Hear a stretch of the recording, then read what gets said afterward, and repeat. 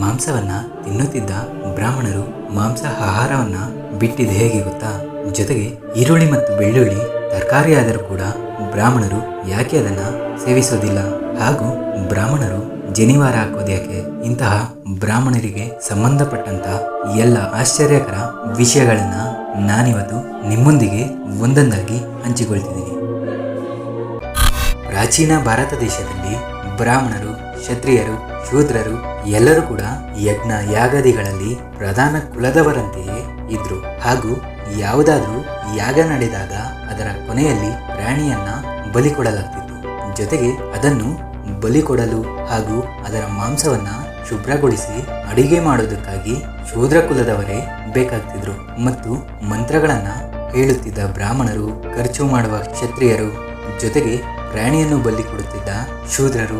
ವೇದ ಕಾಲದಲ್ಲಿ ಇವರೆಲ್ಲ ಯಜ್ಞ ಯಾಗಾದಿಗಳಲ್ಲಿ ಮುಖ್ಯವಾದ ಪಾತ್ರಗಳನ್ನ ವಹಿಸ್ತಾ ಇದ್ರು. ಹಾಗೂ ಅದೇ ಸ್ನೇಹ ಸಂಬಂಧದಿಂದ ಕುಲರಹಿತ ಮದುವೆಗಳು ಕೂಡ ನಡೀತಿತ್ತು. ಉದಾಹರಣೆ ನೋಡೋದಾದ್ರೆ ಗೌತಮ ಮಹರ್ಷಿಯೊಂದಿಗೆ ಅಹಲ್ಯ ಹಾಗೂ ವಸಿಷ್ಠ ಮಹರ್ಷಿಯೊಂದಿಗೆ ಅರುಂಧತಿ ಇವರೆಲ್ಲರ ಮದುವೆ ಕೂಡ ಹೀಗೆ ನಡೆದಿದ್ದು. ಆದರೆ ಬೇರೆ ಕುಲದವರಿಗೆ ಯಜ್ಞ ಯಾಗಾದಿಗಳಲ್ಲಿ ಯಾವುದೇ ಪಾತ್ರಗಳನ್ನ ಕೊಡಲಾಗ್ತಿರಲಿಲ್ಲ. ಯಾವ ಅಡಚಣೆ ಇಲ್ಲದೆ ಎಲ್ಲರೂ ಕೂಡ ಪ್ರಶಾಂತವಾಗಿ ಅವರವರ ಕುಲದ ಕೆಲಸವನ್ನ ಮಾಡಿಕೊಳ್ತಿದ್ರು. ಜೊತೆಗೆ ಆಹಾರ ಪದ್ಧತಿಯಲ್ಲೂ ಕೂಡ ಎಲ್ಲರೂ ಮಾಂಸ ಆಹಾರಿಗಳೇ ಆಗಿದ್ರು. ಅದರಲ್ಲೂ ಕೂಡ ಯಾವುದೇ ಭೇದ ಭಾವಗಳು ಇರ್ತಿರಲಿಲ್ಲ. ಆದರೆ ಕೆಲವು ವರ್ಷಗಳ ನಂತರ ಬೌದ್ಧ ಕುಲವು ಹುಟ್ಟಿ ಬರುತ್ತೆ. ಹಾಗೂ ಇವರು ದೇವರನ್ನ ಸೇರಲು ಜಗತ್ತಿನಲ್ಲಿ ಯಾವುದೇ ಪ್ರಾಣಿಗಳನ್ನು ಹಿಂಸೆ ಮಾಡುವ ಅಗತ್ಯವಿಲ್ಲ. ಕಣ್ಣು ಮುಚ್ಚಿಕೊಂಡು ಧ್ಯಾನ ಮಾಡಿದರೆ ಅಷ್ಟೇ ಸಾಕು, ಮೋಕ್ಷ ಸಿಗುತ್ತದೆ ಎಂದು ಬೌದ್ಧ ಕುಲದವರು ಬೇರೆಯವರಿಗೆ ಬೋಧಿಸಲು ಶುರು ಮಾಡ್ತಾರೆ. ನಂತರ ತುಂಬಾ ಜನರಿಗೆ ಈ ಪದ್ಧತಿ ಹಿಡಿಸಿ ಅದನ್ನ ಜೀವನದಲ್ಲಿ ಅಳವಡಿಸಿಕೊಳ್ಳುತ್ತಾ ಬರ್ತಾರೆ. ಹಾಗೂ ಮತ ಸಂರಕ್ಷಣೆಗಾಗಿ ಬೌದ್ಧ ಕುಲದವರೊಂದಿಗೆ ತುಂಬಾನೇ ಚರ್ಚೆಗಳು, ಗಲಾಟೆಗಳು ಯಾವಾಗಲೂ ನಡೀತಾನೆ ಇತ್ತು. ಆದರೆ ಮುಖ್ಯವಾಗಿ ಬೌದ್ಧ ಕುಲದವರು ಅಹಿಂಸೆ ಮಾರ್ಗವನ್ನ ಅಳವಡಿಸಿಕೊಳ್ಳಬೇಕಾದ್ರಿಂದ ಹಿಂದೂಗಳು ಯಾರು ಕೂಡ ಮಾಂಸವನ್ನ ಮುಟ್ಟಬಾರದು ಎಂದು ಚರ್ಚೆಗಳು ಶುರು ಆಗುತ್ತೆ. ಆದರೆ ತುಂಬಾ ಜನ ಇದನ್ನ ಒಪ್ಪಿಕೊಳ್ಳೋದಿಲ್ಲ. ನಮ್ಮ ಪದ್ಧತಿಯನ್ನು ನಿಮಗಾಗಿ ಬದಲಾಯಿಸಿಕೊಳ್ಳಲು ಸಾಧ್ಯವಿಲ್ಲ. ಹಾಗೂ ನಾವು ಬೌದ್ಧ ಧರ್ಮದವರಲ್ಲ, ಹಿಂದೂಗಳು. ನಮ್ಮ ಧರ್ಮವೇ ಬೇರೆ ಮತ್ತು ನಿಮ್ಮ ಧರ್ಮವೇ ಬೇರೆ. ಹಾಗೂ ನಮ್ಮ ಧರ್ಮದ ಬಗ್ಗೆ ನಿಮಗ್ಯಾಕೆ? ನಮ್ಮ ಆಹಾರದ ಪದ್ಧತಿ ಇದುವರೆಗೂ ಹೇಗಿದೆಯೋ ಇನ್ನು ಮುಂದೆ ಕೂಡ ಹಾಗೆಯೇ ಇರುತ್ತೆ ಅಂತ ಹಿಂದೂಗಳು ಹಠವನ್ನ ಮಾಡ್ತಾರೆ. ನಂತರ ಶೂದ್ರರು, ನಮಗೆ ಗೊತ್ತಿರುವಂಥದ್ದು ಈ ವಿದ್ಯೆಯೇ. ನಾವು ಪ್ರಾಣಿಯ ಚರ್ಮದಲ್ಲೇ ಚಪ್ಪಲಿ, ಬಟ್ಟೆ ಹಾಗೂ ಇತರ ವಸ್ತುಗಳನ್ನ ತಯಾರಿಸಿ ಬದುಕಬೇಕು. ಇನ್ನು ಮಾಂಸವನ್ನ ತಿನ್ನದೇ ಇರೋದು ಸಾಧ್ಯವೇ ಇಲ್ಲ ಅಂತ ಅಂತಾರೆ. ಜೊತೆಗೆ ಕ್ಷತ್ರಿಯರು ಶೂದ್ರರ ಮಾತನ್ನು ಒಪ್ಪುತ್ತಾ ಒಂದು ಪ್ರಾಣಿಯನ್ನು ಕೊಲ್ಲಲು ನಾವು ಯೋಚಿಸುತ್ತಾ ಕುಳಿತರೆ ನಮ್ಮಲ್ಲಿರುವ ಪೌರುಷ ಸತ್ತು ಹೋಗುತ್ತದೆ.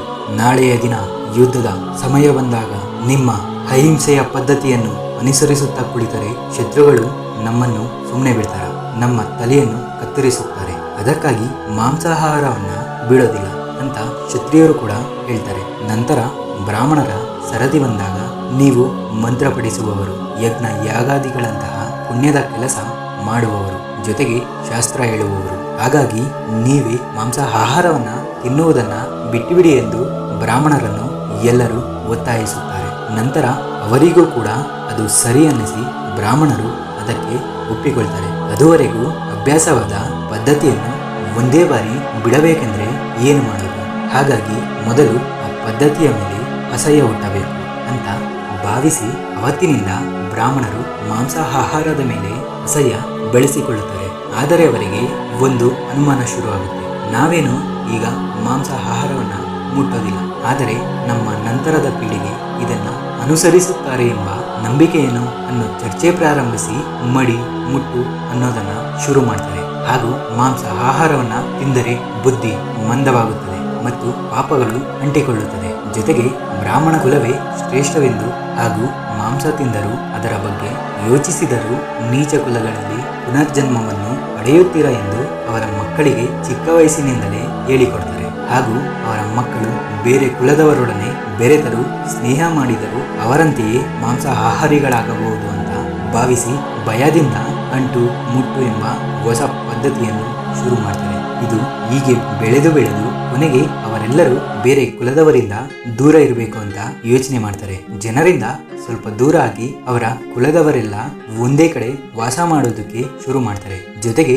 ಇದೆಲ್ಲವೂ ಹಿಂದೂ ಧರ್ಮದ ರಕ್ಷಣೆಗಾಗಿ ಎಲ್ಲಾ ಕುಲದವರು ತೆಗೆದುಕೊಂಡಂತ ರಾಜಕೀಯ ನಿರ್ಧಾರವಾಗಿತ್ತು. ಇನ್ನು ಈ ಬ್ರಾಹ್ಮಣರಿಗೆ ಬೆಂಬಲವಾಗಿ ವೈಶ್ಯ ಕುಲದವರು ನಿಂತರು. ಅವರು ಕೂಡ ನಾವು ಮಾಡುವ ಕೆಲಸಕ್ಕೆ ಮಾಂಸ ಆಹಾರ ಬರಬಾರದೆಂದು ತೀರ್ಮಾನಿಸಿಕೊಳ್ಳುತ್ತಾರೆ. ಸ್ವಧರ್ಮಕ್ಕಾಗಿ ಆಹಾರ ಪದ್ಧತಿಗಳನ್ನ ಬದಲಾಯಿಸಿಕೊಂಡು ತ್ಯಾಗ ಮಾಡಿದ್ರಿಂದ ಬ್ರಾಹ್ಮಣರನ್ನು ರಾಜರು ಪೂಜನೀಯರು ಎಂದು ಕರೆದರು. ಹಾಗೆಯೇ ಅವರ ಸ್ಥಾನ ಇನ್ನಷ್ಟು ಬೆಳೆಸಿದರು ಹಾಗೂ ಸಮಾಜದಲ್ಲಿ ಮೊದಲ ಕುಲವೆಂದು ತೀರ್ಮಾನ ಮಾಡ್ತಾರೆ. ಇದೇ ಪದ್ಧತಿಯು ಎಷ್ಟೋ ವರ್ಷಗಳು ಮುಂದುವರಿಯುತ್ತೆ. ಅದರ ಕಾರಣಗಳು ಏನೇ ಆದರೂ ಬೌದ್ಧ ಧರ್ಮವು ಮಾತ್ರ ದೇಶದಲ್ಲಿ ಅಷ್ಟೊಂದು ಬೆಳೆಯಲೇ ಇಲ್ಲ ಹಾಗೂ ಹಿಂದೂ ಧರ್ಮವೇ ಮೇಲುಕೈ ಆಯಿತು. ಈ ರೀತಿ ಬ್ರಾಹ್ಮಣರು ಮಾಂಸವನ್ನ ಬಿಟ್ಟು ಶಾಕಾಹಾರಿಗಳಾದರು. ಅಷ್ಟೇ ಹೊರತು ಬ್ರಾಹ್ಮಣರು ಮಾಂಸವನ್ನ ತಿನ್ನುವಂತಿಲ್ಲ ಅಂತ ವೇದಗಳಲ್ಲಾಗಲಿ ಗೀತೆಗಳಲ್ಲಾಗಲಿ ಎಲ್ಲೂ ಹೇಳಲಾಗಿಲ್ಲ. ಹಾಗೂ ಭಗವದ್ಗೀತೆಯಲ್ಲಿ ಕೂಡ ಸಾತ್ವಿಕ, ರಾಜಸ, ತಾಮಸ ಆಹಾರದ ಬಗ್ಗೆ ಮಾತ್ರ ಶ್ರೀಕೃಷ್ಣನು ಮಾತಾಡಿದ್ದಾರೆ. ಆದರೆ ಎಲ್ಲೂ ಕೂಡ ಶಾಕಾಹಾರ ಅಥವಾ ಮಾಂಸಾಹಾರದ ಬಗ್ಗೆ ಎಲ್ಲೂ ಕೂಡ ಪ್ರಸ್ತಾವನೆ ಮಾಡಿಲ್ಲ. ನಿಮಗೆ ಗೊತ್ತಿರಲಿ, ಅಡಿಗೆ ಮಾಡಿದ ಕೂಡಲೇ ತಿನ್ನುವುದು ಆರೋಗ್ಯ ಕೊಡುವುದು ಸಾತ್ವಿಕ ಆಹಾರ. ಬೇಯಿಸಿ ಕೆಲವು ಹೊತ್ತಿನ ನಂತರ ತಿನ್ನುವುದು ಅದರಲ್ಲಿರುವ ಉಪ್ಪು ಖಾರದಿಂದ ಅನಾರೋಗ್ಯಕ್ಕೆ ಉಂಟಾಗುವುದು ರಾಜಸ ಆಹಾರ. ಬೇಯಿಸಿದ ಹಲವಾರು ಗಂಟೆಯ ನಂತರ ತಿನ್ನುವುದು ಹಾಗೂ ಕೆಟ್ಟು ಹೋಗುವ ಪದಾರ್ಥ, ಕಾಯಿಲೆ ಕೊಡುವ ಪದಾರ್ಥವನ್ನ ತಾಮಸ ಆಹಾರವೆಂದು ಶ್ರೀಕೃಷ್ಣನು ಭಗವದ್ಗೀತೆಯಲ್ಲಿ ಹೇಳಿದ್ದಾರೆ ಹೊರತು ಆ ಪದಾರ್ಥಗಳು ಯಾವುದು ಅಂತ ಮಾತ್ರ ಎಲ್ಲೂ ಕೂಡ ಹೇಳಿಲ್ಲ. ಹಾಗಾಗಿ ಸನಾತನ ಧರ್ಮದಲ್ಲಿ ಶಾಕಾಹಾರದ ಬಗ್ಗೆ ಶಾಸ್ತ್ರೀಯವಾಗಿ ಎಲ್ಲೂ ಕೂಡ ಪ್ರಸ್ತಾವನೆ ನಡೆದಿಲ್ಲ. ಹಾಗೂ ಇವೆಲ್ಲವೂ ಬೌದ್ಧ ಮತದಿಂದ ಹುಟ್ಟಿದೆ ಅನ್ನೋದು ಅಷ್ಟೇ ನಿಜ, ಬೇರೇನೂ ಅಲ್ಲ. ಜೊತೆಗೆ ಬ್ರಾಹ್ಮಣರಿಗೂ ಹಾಗೂ ಮಾಂಸಾಹಾರಕ್ಕೂ ಇರುವ ಸಂಬಂಧವೇನೆಂದು ಈಗ ಅರ್ಥ ಮಾಡಿಕೊಂಡಿದ್ದೀರಾ. ಆದರೆ ಈರುಳ್ಳಿ, ಬೆಳ್ಳುಳ್ಳಿಯು ತರಕಾರಿ ಆದರೂ ಯಾಕೆ ಇವರು ತಿನ್ನೋದಿಲ್ಲ ಅಂತ ನೋಡೋದಾದ್ರೆ, ಸನಾತನ ಧರ್ಮದ ಪ್ರಕಾರ ಸಮುದ್ರ ಮಂಥನದ ಸಮಯದಲ್ಲಿ ಮಕರಂದದ ಚಿತಾಭಸ್ಮವು ಹೊರಗೆ ಬಂದಾಗ ವಿಷ್ಣುವು ಎಲ್ಲ ದೇವತೆಗಳಿಗೂ ಮಕರಂದದ ಅಂದರೆ ಅಮೃತವನ್ನ ಹಂಚಿಕೆ ಮಾಡ್ತಿದ್ರು. ಆದರೆ ರಾಹು ಮತ್ತು ಕೇತು ಇಬ್ಬರು ರಾಕ್ಷಸರು ಕೂಡ ದೇವತೆಗಳ ಮಧ್ಯ ದೇವತೆಗಳ ಹಾಗೆಯೇ ವೇಷ ಧರಿಸಿ ಕೂತಿರ್ತಾರೆ. ಆಗ ತಪ್ಪಾಗಿ ಅಮೃತವನ್ನ ವಿಷ್ಣುದೇವನು ಅವರಿಗೂ ಕೂಡ ಹಂಚಿಬಿಡ್ತಾರೆ.